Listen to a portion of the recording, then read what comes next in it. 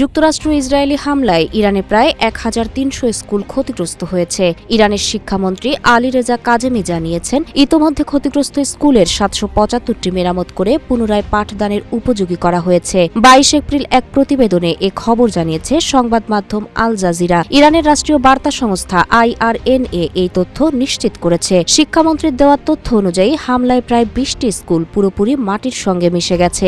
সবচেয়ে বেশি ধ্বংসযজ্ঞ চালানো হয়েছে তেহরান, কেরমানশাহ, ইস্পাহান এবং হরমুজগান প্রদেশের শিক্ষা প্রতিষ্ঠানগুলোতে। দেশটির শিক্ষামন্ত্রী আশাবাদ ব্যক্ত করেন, স্কুলগুলো সবচেয়ে বেশি ক্ষতিগ্রস্ত হয়েছে সেগুলোর সংস্কার কাজ আগামী অক্টোবরের মধ্যে শেষ করা হবে। যুদ্ধের ভয়াবহতা সত্ত্বেও ইরানি শিক্ষার্থীরা পড়ালেখা থেকে বিচ্ছিন্ন হয়নি। এছাড়া ক্ষতিগ্রস্ত শিক্ষার্থীদের মানসিক ট্রমা কাটিয়ে উঠতে প্রয়োজনীয় কাউন্সেলিং বা পরামর্শ সেবাও প্রদান করা হয়। এছাড়া যুদ্ধের শুরুতে মিনাব অঞ্চলের সাজারেহ তাইয়েবা গার্লস স্কুলে সংগঠিত মর্মান্তিক ক্ষেপণাস্ত্র হামলায় ১৭০ জন নিহত হয়েছিলেন। নিহতদের বড় অংশই ছিল কোমলমতি শিক্ষার্থী এবং তাদের শিক্ষক।